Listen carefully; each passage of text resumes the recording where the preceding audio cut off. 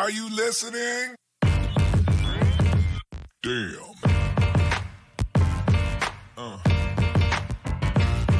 Yeah.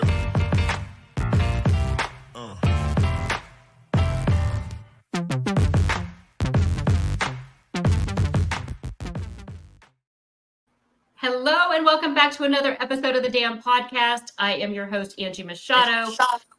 Joined with me is Jake Hedberg, BeaverBlitz beat writer, and we're going to jump right in, as you might be able to see if you're watching us live. We are lucky to have Alton Julian joining us here for a quick minute before he has to jump to practice or a meeting. Alton, thank you so much. So guys,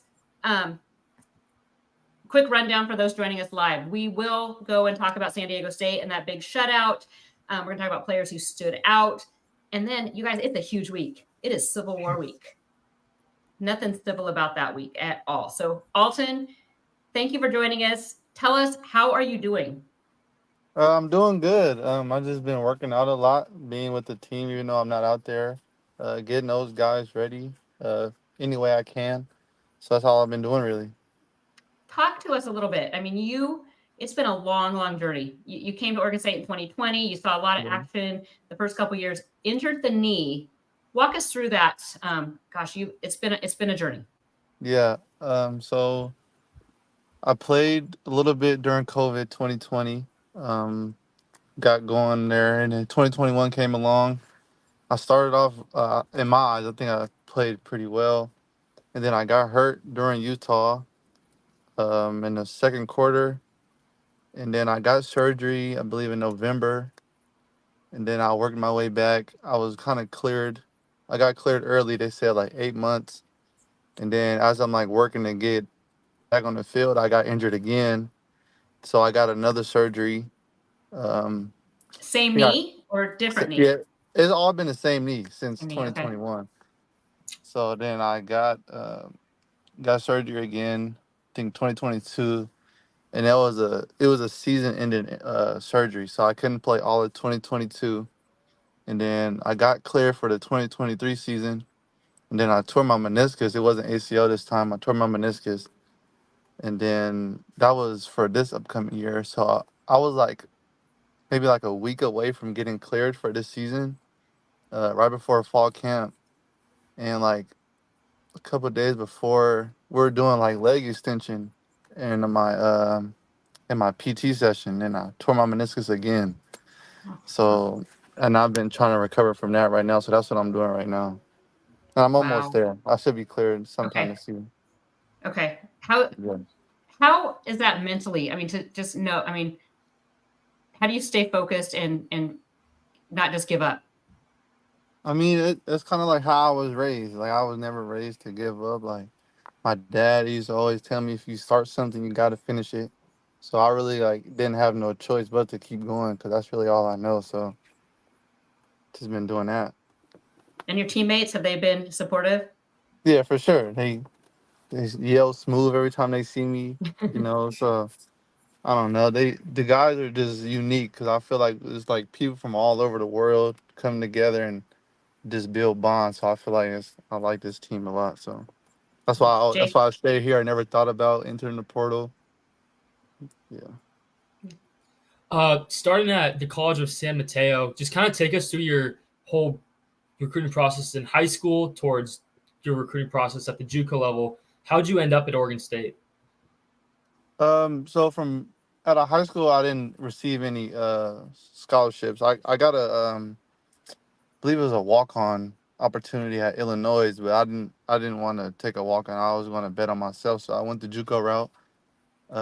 Played JUCO, and then I got a couple offers, and then ended up at Oregon State because Coach Blue Adams. We had a real good relationship when I was in JUCO, and Coach Smith, Coach Bray. I got a good relationship with all those guys, so that was the school that stood out to me, and I'm glad I chose here at the end of the day. So talk about So not only have you been going through this whole injury transition, you've had this whole upheaval, with the Pac-12, with the coaching staff. To me, from the outside, it seems like through spring, you guys all kind of came together somewhat, but it really seems solidified now that the season started. how has that transition been? And do you feel like this team is bonded and ready to go make some noise? I believe so. I believe the coaches came in from like day one and they like told us like what their philosophy was and how they want to attack this year. And then so far they've been sticking to it. I feel like, as you can see from this past game, holding the team to 0 points in their home stadium, a team that throws the ball like that and only have 100-something yards passing, I feel like the guys just bought in and just put it on the grass. And now people are trying to see like how the coaches change. But I believe it's the guys in the room. With a new secondary coach and Keith Hayward and Rod Chance, just kind of what have they brought to the table that's maybe a little different than, Coach Blue or Coach Perk brought? The way I think is new is they just maybe teach us different things in different ways. Like I feel like they're just different. It's a different set of eyes. Like they've been at different places than Coach Blue was, so I feel like they teach different and they know different things that maybe Coach Blue didn't teach us, maybe. So they just bring another perspective, I guess, in the DB aspect of the game. Do you have any teammates as roommates? Yes, I have right now just Aiden Sullivan. Okay. Yeah. Who's cleanest? I think I am. For sure. Do you have any pets? No, I don't. I don't have any Okay. pets. Okay. What's your go-to food spot in Corvallis? It's been Chipotle. Yes, sir. Okay. It's been Chipotle. I think Nico said the same thing. Trent did. Oh, Trent did. Okay. Trent did. Okay. Okay, so this one's just to make you think a little bit. Of all your OSU teammates, who always makes you smile and who always challenges you to be better? Who always makes me smile? I'll say Skylar probably always makes me smile. And then who challenged me the most to be better? Who challenged me the most to be better?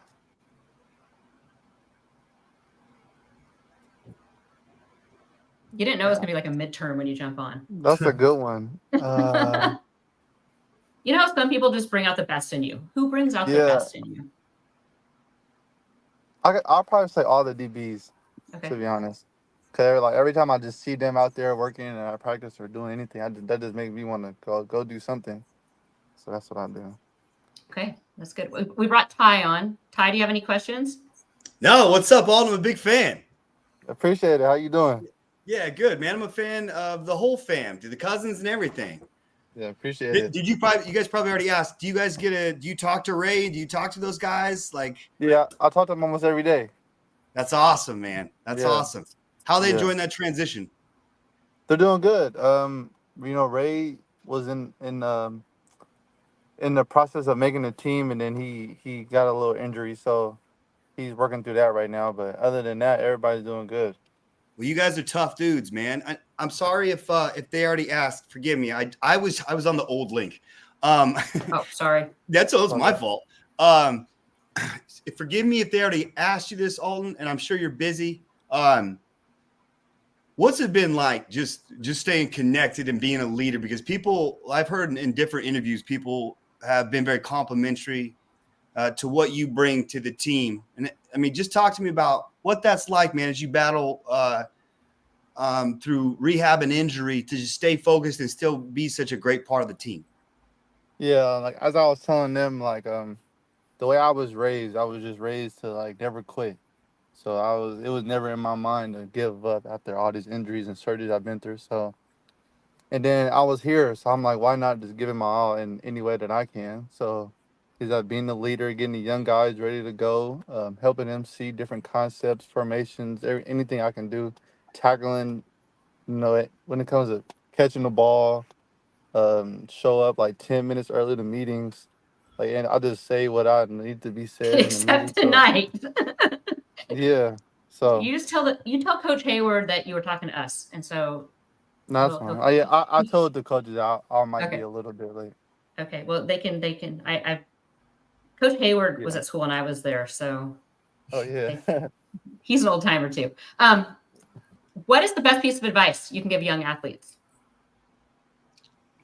Best piece of probably what I just said. Never give up on what you start. Once you start something, just give it your all, and then because it was my uncle told me this. I don't know exactly how it goes, but it was like a picture, and then it was a picture at the top. It was a guy like with a shovel, and he was like digging, but he had so far to go. And then on the bottom, it was a picture of a guy with the same shovel.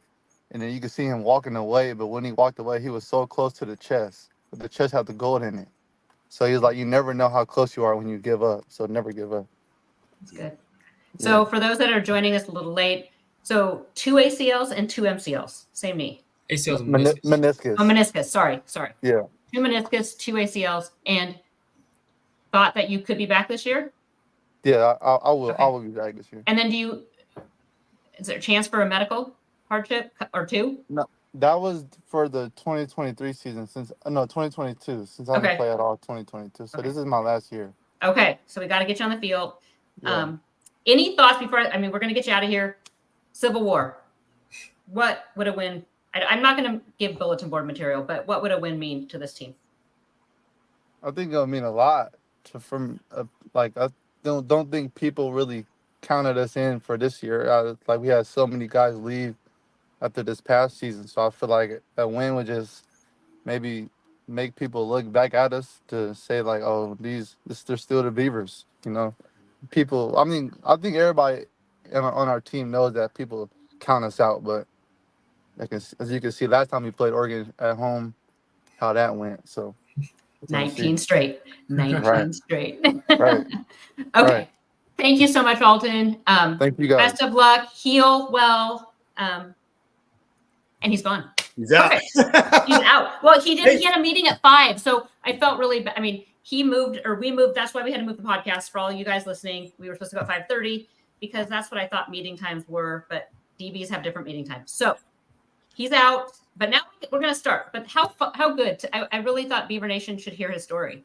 I can't even imagine 2 ACLs, 2 meniscus, same knee, thinking you're going to come back and then have another setback. So kudos to him. Yeah, my man is like the bionic man, you know? Yeah. Like, Yeah, I don't know, that's an old reference, but Jake, if you know that, that's awesome. But like, he's Don't know like what it's from, RoboCop. Yeah. I mean, seriously. So Ty, he was telling us how, he Utah game, tore his ACL, had surgery, spent the year rehabbing, was on his way back, tore it again, rehab that meniscus, was just ready for fall camp, was doing a leg extension and felt it again and tore his meniscus again this summer. So, yeah, what a warrior. I mean, seriously, I think a lot of people would have hung it up a long time ago. So kudos to him. And I'm so thankful that he could join us. But now we're going to talk some football. San Diego State. If you're just joining us, we just had Alton Julian. So you'll want to make sure to rewind and listen to that. It was super great. So thank you, Alton, for joining us. But now it's time to talk some San Diego State, rewind, and then jump ahead and talk some Oregon preview, Civil War preview. So, San Diego State, I'm anxious to hear you guys' take because during the game, there was a lot of criticism in the Lodge for just how, I think, kind of fragmented the offense was. It was kind of hit and miss, could not get in any groove. But when you step back and look at the game as a whole, it never felt in doubt. Never. Even when it was, 7-0. And that defense, man, shutout. Swagger. That was the best rusher in college football with Cooper. It was like over 6,000 yards he's rushed for. It was pretty incredible. Let's hear your thoughts. We'll start Ty. What are your thoughts about San Diego State game? Well, first I've got to admit something to you and Beaver Nation. I've not seen the game in its entirety. I've been on the road working. I'm a stand-up comic, so I literally got off stage and drove too fast to the nearest bar, had TVs, and it was awesome because I was with some Boise State fans too, so we found a bar with 2 different TVs that already had the game playing. So I have scoured the internet looking for every kind of extensive highlight I can just to figure out, now that I'm recently home, I am committed to finding out how I can make the C-Dub work for me. But no, who has TV anymore? So I got to figure that out online, man. Real quick though, what made it feel fragmented? Like, I don't know if people can hop on the chat or not. Like, what made it fragmented? Because I'm only looking at highlights, and I think some lowlights, if there's San Diego State highlights. What felt fragmented potentially to you guys? Because, yeah, like holistically, if you just look at that game, it says 21-0. And 21 is not a bad offensive output, and 0 on the other end, goose egg, is certainly impressive. So that was the first on the road shutout since 1976 at Hawaii. The Civil War. Yes. Well, that was technically. Yeah, but that was 0-0. But they said that the last. This was a Hank Hager in the SID. So it was Hawaii in 76 was the last where Oregon State scored points and won the game in a shutout fashion on the road. To me, I just thought there were some missed opportunities offensively. And that's where I think you could have very easily seen a 21-0 score be a 34-0 score. There was a drop touchdown pass. There were 2 missed field goals. There was a punt in SDSU territory, as well as a turnover on downs, I believe, in San Diego State territory. Yes. So it's just kind of the missed opportunities there, because those are, one drive that should have been a touchdown, 2 drives that should have been at 3 points each, and then 2 drives that could have been, maybe Oregon State went for it if they didn't make a bad read or, a play call that wasn't necessarily the best. So it's those missed opportunities. And you can afford to do that with the defense this good against teams like Idaho State and San Diego State. But as soon as you see a team like Oregon on the schedule this weekend, that's where those missed opportunities, they need to go away. Because if Oregon State gets in field goal range, a chip shot 32-yarder like we had towards the end of the first half, that could be the difference in this game. Oregon State is going to need to score points consistently and be efficient on offense scoring the ball. I thought they moved the ball efficiently with really not a whole lot of trouble. It's more of capitalizing on those extensive drives, and we're really gonna need to see that on Saturday. Which honestly, that's the same critique that Duck fans have had about Oregon. Yeah, that they've missed opportunity, or they've moved the ball, or the quarterbacks looked great, like he should, like he thought the Duck fans want him to, but then there's just been hiccups, or maybe there was pressure when there shouldn't have been, or missed opportunity. Because I did pick up about 4 minutes left in the third quarter. And at that point in time is when we were, what it seems like, zoomed out from what I'm hearing from you guys and from all the pundits, that's when we started to play our best football. Well, yeah. We totally had worn them down at that point. Yeah. The fourth quarter. Sorry, go ahead. No, go ahead. Why do you think now both of those field goals were deep? And not to put this on Hayes, but both those field goals were deep, right? One was 54 yards. It was 32 and 54. Okay, so one of them was quite a bit. One of them was considerably less. It was 38 and 54, I believe. I see. Okay. Huh. What was the box score like at halftime? I can look right now. Because I did look, but literally I got off stage and then was Googling where I could, instead of looking at the details of the game, I was looking like, where's there a TV near me? Total yardage wise, Oregon State had double the amount of total yardage as San Diego State. And they had 41 minutes of time of possession. Yeah. And again, it was just more of Oregon State was moving the ball efficiently. 211 yards in the first half. It was more about capitalizing on those missed opportunities. They had a punt in San Diego State territory, and then the missed field goal. Even if instead of a touchdown on that punt drive, they end up with a field goal on top of the field goal that Hayes, let's say he makes that. It's 13-0 going to halftime. That's a lot more comfortable than a 7-0 score. 7-0 halftime. And then the dropped flea flicker. When did that happen in the game? First Oregon State drive of the third quarter, I believe. Oh, okay. So just before I got there. Okay. Yeah, well, that's got to be frustrating because did both the field goals happen? The second drive of the third quarter. Okay. Did both missed field goals happen previous to midway through the third quarter? The first one happened as time expired in the first half. The second one was later in that third quarter, I believe. Yeah, because that's what's up. Because when I arrived, maybe I'm the lucky rabbit's foot, but we were playing really good football that I watched, Yeah, so in the comments here, Squeak E Clean just said, for me, it was just the offense couldn't get anything going for a long time in that game. We didn't really come to life toward after that forced fumble. I still think they were moving the ball well. it was just the missed opportunities. Yeah. I thought, I don't think the Beavers had a 3 and out the whole game. Like they weren't being like stifled on defense at all. At least in my opinion. And then again, before that forced fumble, Oregon State did have that drop pass that would have gone for, that would have been a walk-in touchdown. Yeah. And that's a big momentum flipper in my opinion. That's 7-point touchdown and 2 field goals. That's 13 points. 34. Swing. Yeah. Yeah. So Digital Dan said what upset Beaver fans most was they wanted to see more offense, but why tip your hand before Oregon? And Ryan Gunderson actually didn't say that necessarily, but he alluded to it. He said we left that game with so many plays in my pocket, but why throw them out there when running the ball and wearing them down was working? So and that's why, in my opinion, I think the passing game is gonna open up some more this upcoming Saturday. I think we started to see it open up a little bit more. Throwing the ball 26 times on Saturday compared to 14 the week before. And I think you can expect that number to grow again this weekend because the Beavers are going to need Giovanni McCoy to throw the ball in high leverage situations to be able to pull the upset against the Ducks. Yeah. So, and something we haven't seen, and I don't know if this is going to be part of Gunderson's offense, but at UCLA, what made UCLA so difficult for defenses was all their pre-snap movement and their pre-snap, getting guys in motion, movement. We haven't seen any of that. So I'm anxious to see if we see some of that. Getting the tight ends more involved, I think this week is going to be something. So I think the playbook is wide open this weekend. I think this is going to be a game that they will throw anything they can that they think will get it done.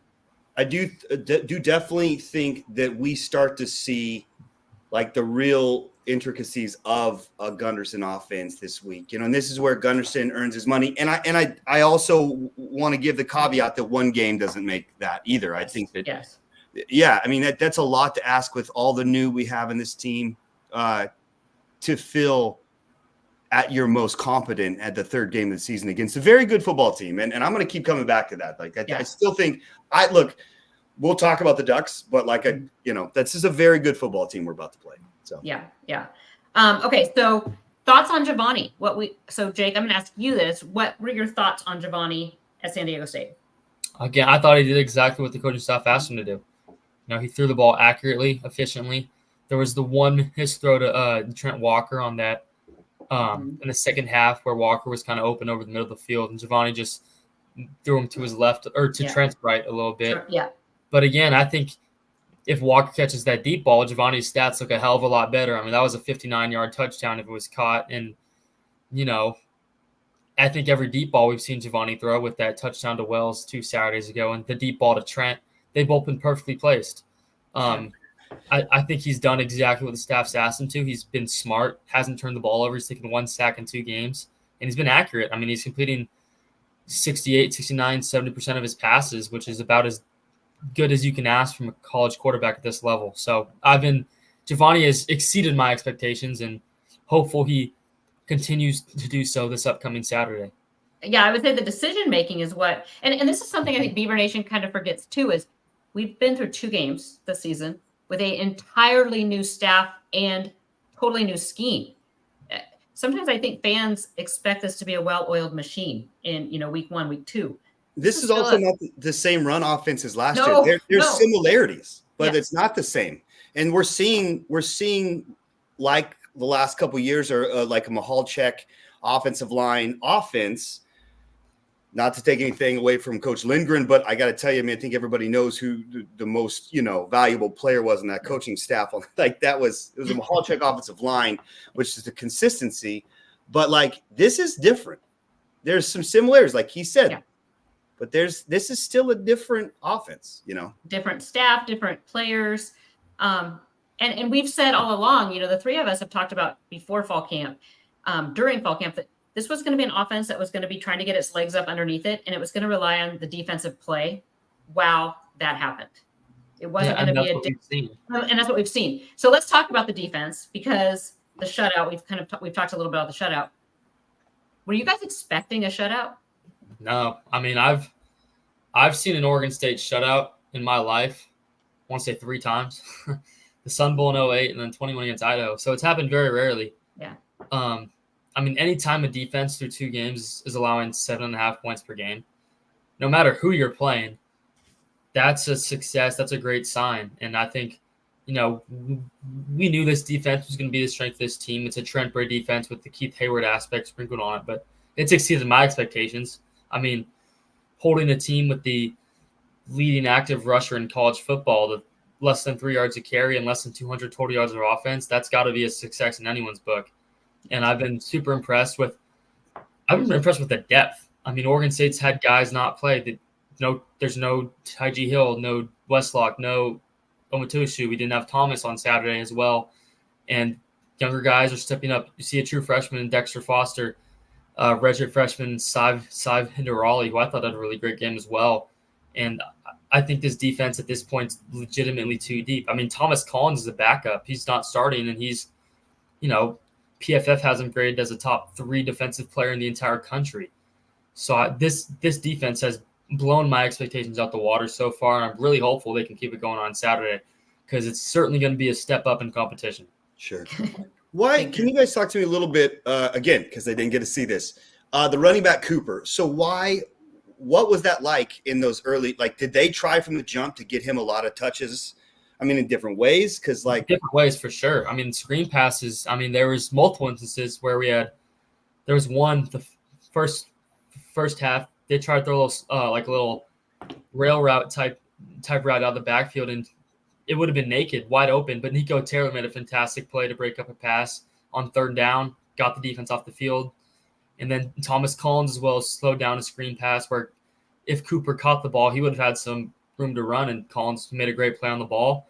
Maybe a little hold, pass interference. I was kind of surprised it was a no call, but got the defense off the field again. And, I thought the Beavers did a great job keying on the San Diego State key players and slowing them down, which is what Trent Bray has prided himself on as a defensive coordinator and now as a head coach. And I do think the middle linebackers played exceptionally. And you kind of mentioned that, but all 4 of them did. Yeah, all 4 of them did. All 5. Shoot. Yeah. You guys, covering Oregon State football for a long time, have seen a ton of Mountain West football. What do you think about this San Diego State team? I feel like 2 games in, it's a little too early. Well, I'm going to make a more general because I watched a lot of football Saturday. And so I think what gets me is, we watched the MAC, we watched Northern Illinois go in and beat Notre Dame on their home field. But the MAC has a really bad connotation, right? The MAC's kind of this total low-level G5 or G5 conference. And it kind of has this connotation that it's not great, but it's on the same level as the Mountain West. And I think the Mountain West is so much better than anything the MAC or any of these other conferences are throwing at it. I mean, there's some good football in the Mountain West. So the competition, is it a step below Power 5? Some of the programs, but sure. It's a higher level than the G5 across the country, in my opinion. Look at what Boise's done through 2 games. Oh, Boise. They have the best player in the country. Yeah. Granted, it's September 10th, but I think Ashton Genie's the runaway Heisman favorite right now. Those numbers that kid's putting up are stupid. Yeah. It was so funny when they played us. When they played us in 2022, I remember doing some research on them or whatever, and George Halani's in the league right now, I think. Yeah. Right? Yeah. Practice squad, but that's awesome. Still. Yeah. I remember watching Ashton Genty 2022. Mm-hmm. I remember him. Were we the first? Was that the opener? Was Boise State? First game of the season. I remember Ashton Genty touched the ball, and he is not Reggie Bush, but I remember having one of those moments of watching Reggie Bush carry the football. The first couple times, you were like, "Whoa!" And I remember at different kind of ball player. Not comparing those two. I really am not, but I do remember I'm pretty sure, if I'm not mistaken, Ashton Genty put more of a hurt on us than George Halani did. Oh, yeah. During that game. And, that also was the quarterback that came in. There was a big difference. First half, second half. Yes. The first half. And Phelan Green is at Arkansas now. Yeah. He started at Arkansas. All that to be said was, Yeah.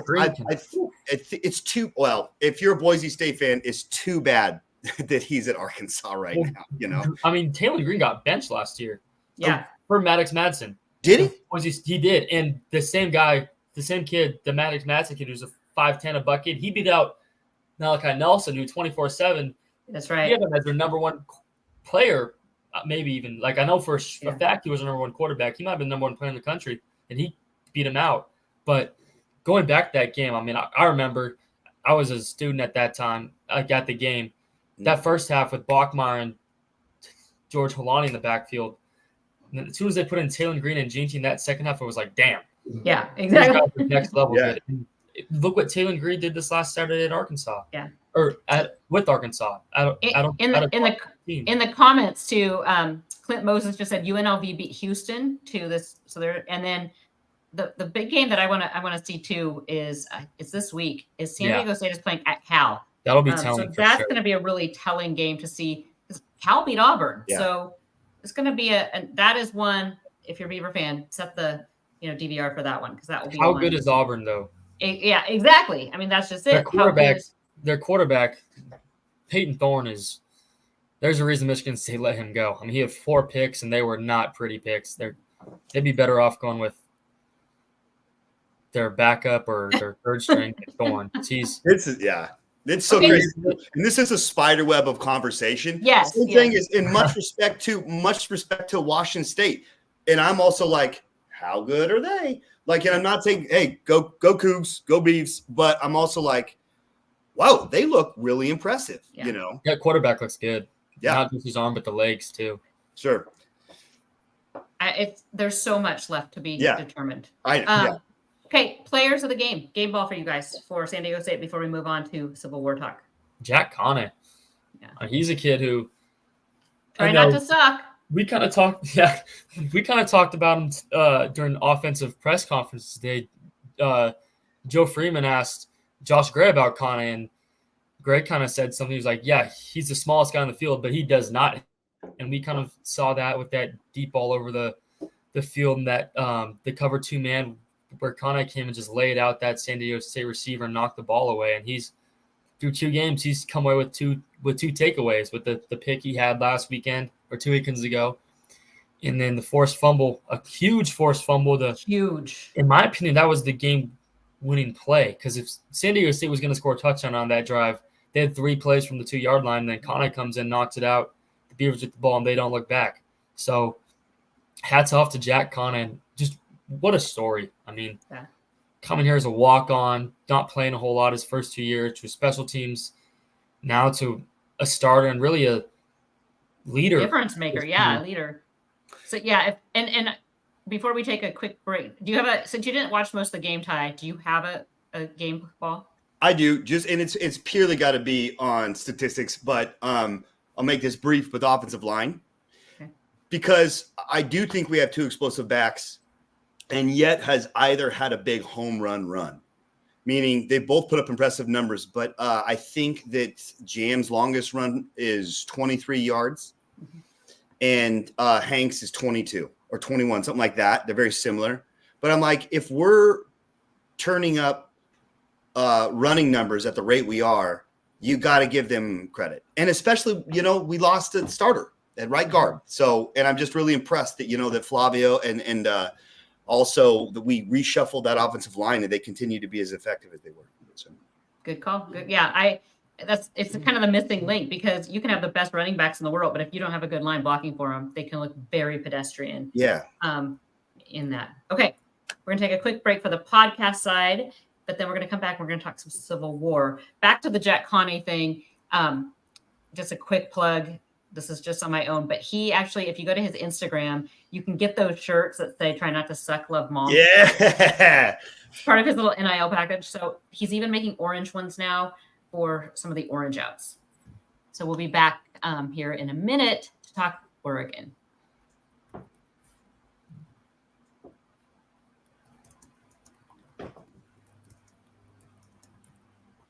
Okay, welcome back to the damn podcast. Civil War week prep. This is a busy week. It's a good week. Civil War is always one of my favorite weeks of the year. but I think this one, it just feels like more to you. Does it feel like more to you guys? It feels a little there's- weird. It does feel weird that it's super nice out and sunny, and It's weird. I mean, earlier today, I went on the Duck podcast. We were kind of talking, like it feels like it should be like Thanksgiving with Black Friday the day after the game, and it's a weird feeling for sure. I mean, my whole life I've never seen a Civil War that's not the last game or second to last game of the year, and now shoot, it's at school hasn't even started yet. Like I'm still got nothing going on, and the Ducks are coming to town. It's going to be a 75-degree game, not a 25-degree game, a 35-degree game, but it'll be fun. I'm excited to see it. Yeah. With what happened with the Pac-12, with everything that's gone on, doesn't this feel like it means more, even more than it has every other year? Yeah. I mean, I think, again, we're kind of talking about this same thing on the Duck podcast. There's going to be some extra animosity and hostility from Oregon State fans, which I think is well-deserved. I mean, the Beavers were left behind. You don't know how big a role the Oregon versus the Washington athletic departments or presidents played in that. But, with everything that's happened in the last 13 months, Oregon State fans have a right to be upset. And I think Saturday is going to be kind of a more hostile environment than we've seen prior Civil Wars, and in my mind, that's kind of saying something. So I'm intrigued to see what it's like, because 12:30 kick on Fox. If you're not in Corvallis, it is a sellout. There are seats available on SeatGeek. I think students actually sold out pretty quickly too yesterday. I'm not sure. Yeah, I didn't even bother trying to get one. I'm like, yep. I found. I know my son, who's going to several games. Jack, you guys all heard me talk about Jack. He wanted tickets to this game, and I'm like, yeah, I couldn't do that. Sorry. You should have asked me. I would have gotten him a student ticket. Oh, shoot. Dang it. Hey, Dang it. dude, can you give me my AGS? Well, apparently, you get in Student trouble tickets. now. Apparently, like, if you get a ticket, you give it away. Like, if you just send it to someone else, you get in trouble now. Sure. It's like- they're gonna be like, Jake, why did you bring a professor? Yeah. But it's like, if I can't go, I get a ticket. I can't give it to someone else. Like, Yeah, that's lame. I have some thoughts, man. And just to piggyback on what you guys are saying, I feel the same way, man. We've talked about this. Like, I've been going in. My big brother who was a player, been taking me to the locker room since 1995 after games. So I've obviously not at Autzen, but I've seen the whole thing. I've seen beer being thrown on my brother in Autzen. I've seen my cousin who played for Oregon, conversely, who is the man. And like, it's crazy about this time of year, because it's like, there are some Duck fans that I happen to love. I love them Until this week. Oh, it's hate. I love them as people, and I hate the Ducks. There are people that in my life that I love that happen to be Duck fans. I hate the Ducks. And it's just like, this every year, it drives me nuts, because I don't know that it would have seemed like this had we not had the absolute disruption that we had. But who cares? If we as fans are to just talk about narratives, this feels like, again, surprise, surprise, like Buster Douglas versus Mike Tyson. You know what I mean? And I want to know you to know the story. I can't remember what the odds were, but it was incredible in favor of Mike Tyson and James Buster Douglas, who loses his mom like the week before, a couple days before the fight, goes out and beats Mike Tyson. And so I'm like, here we are again. I mean, my only thing is, I wish that we were having the conversation, not because Oregon is or is not this potential juggernaut on paper, but they look very beatable. And we're the scrappy little engine that could. I don't know. It's just this narrative. I can't remember too many Civil Wars where I was reading the press where we were favored in the Civil War. And yet that line's dropping a lot. Whatever I that can't remember one. What's that? I can't remember one. Yeah, kind of. 2009 would have been the closest. I was 7. Yeah, I don't even remember. Yeah. That. Was 2009? Was that the Masoli year? Yeah. It was the one where and that was the winner would go to the State, yeah. And I mean, we were right there too. That was 37-33. Yeah. Yeah. I think it makes it a lot of fun, you know. And the thing is we can talk about. I have insomnia and I've been up writing rants, Civil War rants. But it's interesting, man. Here's one cool thing. I think, and I have a lot more to say about this, but I don't want to take up too much of our time in the podcast. There is, you know, there's that little brother narrative. Mm-hmm. And I mean, Big Brother hasn't won in our house in half a decade. So there's that. Yeah, shoot. And I believe it was one of the Oregon Live beat writers that wrote, and I thought this before they did, but they wrote about how impressive Oregon is on paper and all the projections and all that stuff. And they said it's not going to be played on paper. And my continuation of that is, yeah, it's not going to be played on paper. It's going to be played in Reeser. Yeah. You know? And there's a whole bunch of little brothers on this coaching staff that have been through those games. Whereas many of the people in that building, what is it, the Oshovsky Center? I'm probably butchering that. Moshovsky. Okay. A lot of people in that building, their first times coming to the state of Oregon were upon their hiring for the University of Oregon. And we've got Kyle DeVan and Trent Bray, you know, and Keith Hayward. And I mean, who am I forgetting? Not to mention a lot of players, you know. So, yeah. All right. Rant number 1 done. Again, I certainly think I thought it was kind of interesting because we kind of heard that some of the Duck players were calling this game their Super Bowl, which in my mind was pretty interesting because you'd think for a team who's got Ohio State, Michigan on the schedule, they wouldn't be calling this game the Super Bowl, but that's kind of an interesting way for them to look at it. Whereas the Beaver players, talking to them today, like Josh and Hank, they were like, it's just another game.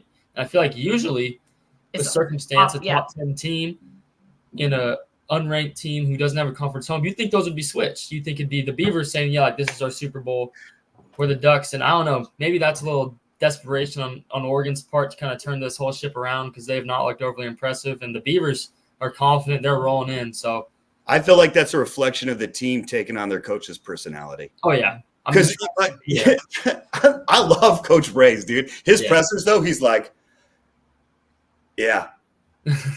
Okay. He does not want to be there. Yeah, I don't blame him either. I wouldn't want to be there either. Well, and I text you guys, I said, I think the quote was to Angie, and this, I didn't hear this anywhere else. This was an original 4:30 a.m., 5 a.m. thought where I said, if I was Dan Lanning, I would carry around a personal 2x4 for everybody in that Ducks organization that mentions, to hit them in the head, that mentions the Ohio State University. Because I'd be like, we just got taken down to the wire by an FCS team, which I think is a good FCS team. I think they are better than Idaho State, just for comparison's sake. Yeah, they're better than some FBS teams. Yes. Yeah. Look what just happened. They beat Wyoming. And I would hit everybody that mentioned Ohio State in the head with that 2x4, dude. Like, dude, we got taken down to the wire by a group of 5 team and an FCS school. Like, I'd be like, don't mention to me Big Ten football right now, because Kendon Shirley in the chat says Ducks are talented individuals on paper, but we are the stronger team. Trent has this team in a good mental space. They're not too hyped up, and that's a good point. I think it's a fine line between getting these guys jacked up for this game and then not too jacked up. You don't want them tight. That's what Anthony Hickerson said today during his press conference. He said, you want to play with emotion, but you don't want to be emotional. And there's a difference. So, like, you don't want to let your emotions show and, let them get the best of you, but you want to play with, like, this means something, and it's a fine line. And I do agree with that comment. I think Oregon is a much more talented team. But again, we saw this weekend, NIU against Notre Dame, a great culture in their locker room and great coaching will beat the best roster that money has to buy. And I think what we've seen with Oregon, the whole unlimited NIL, we don't know how true that is. And, they've got I would say most of their players are making more than the highest paid Oregon State player. But I do feel like the culture that Trent Bray has installed in this program and the coaching that that Oregon State gets not only from Trent Bray, but the coaches he surrounds himself with. I feel like that more often than not, the culture and coaching will beat the more talented team. Mm-hmm. I think it's always the comparison is interesting to whereas Oregon is a very, very, and they are, man, you can't not be impressed with what they've done. They are an impressive aggregate where they have year after year pulled in something, some need they had and found resources to bring that in, to whereas Oregon State has been, a team that has developed and built and ground out some really good 8-win teams, 9-win teams, in some cases 10-win teams. Yeah. And I mean, even I do feel like the coaching and culture, I mean, this is like a smaller scale, but like growing up playing basketball, we would always be playing against Jefferson. That's a team that's got 5-star, 4-star, 3, all Division I athletes playing basketball, and they would always go down to either West Lynn or Jesuit, and Jesuit and us, it was always we had the 2 best coaches in the state, and we had the 2 best culture in the state. I mean, it's a bunch of guys like me starting who are 6'1", $160, and we're playing against Division I athletes at a high level, and we're winning because of the culture and coaching that have been installed. And I think that carries over the college level as well. Jake, I'm fired up right now. Again, yeah, okay? You and Nico fired me up. No. No, and Coach Gunderson actually said something today too in his press conference that stuck with me, because somebody asked him about Vonnie, if Vonnie was getting frustrated with his lack of passing, and he said, no, we're all on the same page. It's just win, baby, and Vonnie's Al happy Davis. that we're it's Al Davis, just win, and he said, I'm in that too. I have a whole pocket full of plays I want to run too, but. And as an ex-quarterback, Gundy wants to throw the ball. Oh, completely. He wants, like, it's probably killing him to run the ball 60, 70% of the time. I think it's just a matter of getting defenses uncomfortable, getting the run game installed early. And then I think that's what we're going to see on Saturday is a whole lot of run early. And then Giovanni's going to open the game up with his arm. That's what actually my brother Brandon had to say, that he said, like, I was like, what did I miss? What did I miss? He's one of my first texts. And he said those safeties were running 4.5 40s up to stop the run. You know what I mean? And I feel like that is speaking to what I hope Coach Gundy's discipline as a play caller, to hold that water a little bit and not show too much right now, And it's not like we were dying, we're doing very well with the run. So it's going to be, I mean, like I said, this one's a fun one. 12:30 kick again on Fox. What are your keys to the game, Jake? Run the ball effectively and early. I mean, we've seen Oregon State do it in the past, in 2022, 19 straight runs. I think Oregon State is going to come out and control the trenches on both sides of the ball. I think that's key. Oregon's offensive line, the past 2 seasons combined, they've given up 10 sacks. Through 2 games, they've given up 7 sacks. I don't know. Seems like something's changed, and I think Oregon State's defensive line with Thomas Collins, who is, I believe, the 2nd highest graded defensive lineman, 3rd overall player in the country on the defensive side of the ball. He's going to have a great game. I think if Oregon State's defensive line can apply pressure and get to the Oregon quarterback, and we can run the ball on offense effectively, then I think the Beavers are going to have a good shot at taking the game. Gabriel, if you rattle Gabriel, he is not good. He's tiny too. I mean, I saw him in Eugene a couple weeks ago. He's like 5'10", 5'9". He's tiny. Like, I'm bigger than him, and I'm not a huge guy. So I don't know. Ty, what are your keys to the game? Depth in the trenches, depth in the edges, I think. I don't know. I don't know what's going on with Olu. I don't know what's going on with Westlock, but these are guys that were, maybe not as impactful as Nico Taylor or Thomas Collins, but they were showing up like, a lot, And I feel like what you guys were saying too, is that we were playing really good football, like late in the game, with that pass rush. I can't remember exactly what you said, Jake, but I remember putting a pin in it, my brain. But I think that is a really talented roster. Everybody keeps talking about it. We'll get sick if I hear any more about how talented that roster is. And they are, I really want to see like we've said, like this team that we have under, the leadership we have of the coaches, like how they're going to respond late in the game.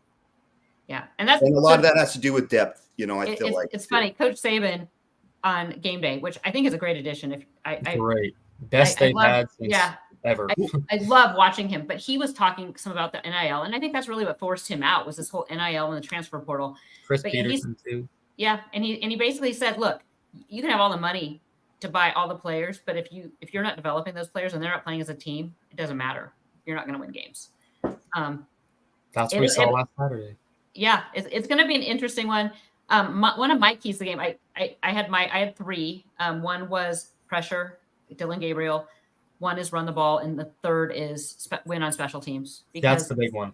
Yeah. We can't let them. They're dynamic in the return game, and so that's going to be a big one to not let them get back any returns. But also, Oregon State needs to be a lot sharper on special teams. Yeah, a lot sharper. The kicking game at this point, from what we've seen over the 2 games we've seen from Hayes this year and the not 23 but 22, he's 7 for 16 on field goals over his past 2 seasons. Then that's less than 50%.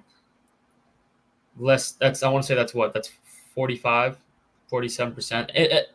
That's just unacceptable. I mean, in my mind, that needs to be, if your kicker's not making at least 65, 70% of his kicks, then that's a big issue. And for it to be less than 50 is a major issue. And if Oregon State, if the game comes down to having a kick, I can't say I have any confidence in Oregon State's kicking game. And it's disappointing because, having a kicker that was reliable last year, who's already missed 2 kicks at Oregon. We've covered pretty well, haven't we? As far as on punt and kickoff, we've covered pretty well. Haven't really had a lot of opportunities. Yeah. A lot of fair catches on punts. I don't know if Green's had a punt returned, but kickoff return's been good, or kickoff coverage, I guess, has been good. Huh. But again, I mean, Oregon has dynamic athletes with Tez Johnson as a punt returner. Did that other back, Noah Whittington as their kick returner, and it's gonna be a battle because special teams often makes or breaks games, like more often than not. I mean, how many games have come down to a game-winning kick or something like that? And from what we've seen with the kicking from Oregon State, it's probably the biggest question mark on the team right now. Sure. Yeah. Well, the next. Yeah. Do you have another rant? Can I add a real quick key to the game? Yes. Reichel, baby, on special teams. That's my new key to the game, dude. Don't get any more penalties. Yeah, that 15-yarder was costly. Didn't he have 2? He had 2, yeah. 2, Yeah. And again, going back to penalties real quick, I thought Oregon State was pretty clean procedurally. No false starts. Yeah. They did have the one delay game, but that was more of a quarterback getting Vonnie out and putting Bari in. That was just kind of it was an anomaly, but we haven't seen a false start through 2 games. I don't know if we've seen a holding penalty on the O-line. I don't think so. JT, I think Terry had one. Terry did have one. Terry had one against Idaho State, but offensive line-wise, I don't think we've seen any holding penalties through 2 games. And it's not just, the 5 guys. We're seeing a lot of Jacob Strand, a lot of Vincic, a lot of we lose Jake. Vincic is the top 5 graded center in the country. Jake, are you at the Hyatt Scottsdale? I'm in my friend's apartment, not mine. I'm still, we lost bouncing around apartment to apartment right now. We lost you for a minute. So we had Ben Rezak said he's joining late without having classes start yet. What do you think the student section will look like? Well, I heard today, I ran into a friend of mine whose daughter is a junior, and she was all excited because she got her student ticket and they sold out. So I think it's going to be pretty full. Jake? Man, I hope we sell out, Reeser. Hey, can you guys? This is something I don't understand about. Is there a certain allotment for visiting teams? I don't really understand how. What is? So they can return them. So like if they don't sell it, so like let's say Oregon doesn't sell their allotment, then it goes back to Oregon State and they put them back for sale. God, I hope they're like, we're gonna watch from home. Well, I hope they're like, oh, you know what? Boise State took them down the wire. So I hope that we're gonna watch from home. It's awfully comfy here. I would have sent you a ticket if I had known. Yeah, dude. I'm making. We don't want to talk about my stuff, but I'm making more money than I ever have as a stand-up comic. So I'm like, I have to take this, but I so badly want to be at that game, dude. Okay, it's okay. We'll keep you posted. We got you because my kid Jack asked me the other night, Mom, are you going to the game? Like, everyone and their moms is going to that game. Actually, Jack, why did you ask that question? Yes, I'm going to the game. He's like, oh, I go, but you're not. I'm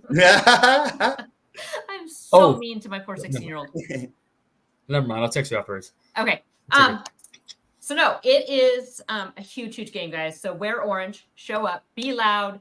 I've seen some things in the chat here about national narrative. I will say, I mean, Jake was on the Duck Territory podcast today with our counterparts at 24/7. I am going on tomorrow. This is what happens when you play nationally ranked teams. I'm going on CBS Sports 24/7 for a hit tomorrow. Get them, guys. Hit. Yes. Get them.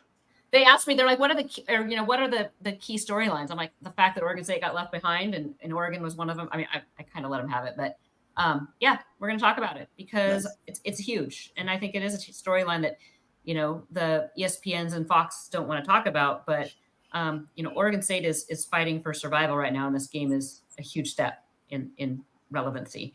So no, it's going to be fun. 12:30. So we'll be down there.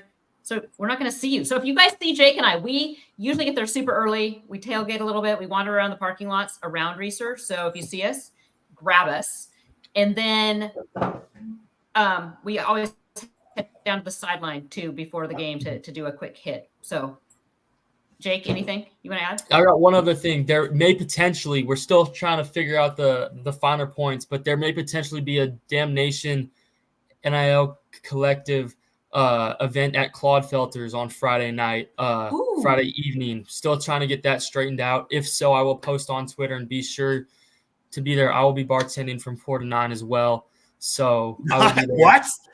Yeah, I'm there, dude. Wait, when was this? Was this Friday? Friday night. So we're still trying to iron out the final details, but that may potentially happen. I will post on Twitter if that happens. So be sure to drop into Claude Felter's and support your Oregon State student athletes if that does happen. Okay. Dang, I wish I lived closer. Can I give just a real brief, a little bit of love to Beaver Nation right now? Absolutely. Missing that game and having so stoked to be able to contribute to this podcast, I was scouring the internet, and I end up finding a more longer highlight, like Matthew Loves Ball or whatever. I got to tell you, first of all, you better be a member of BeaverBlitz. And I'm a big fan of all the sites, but I listened to a couple podcasts that I haven't really listened to before.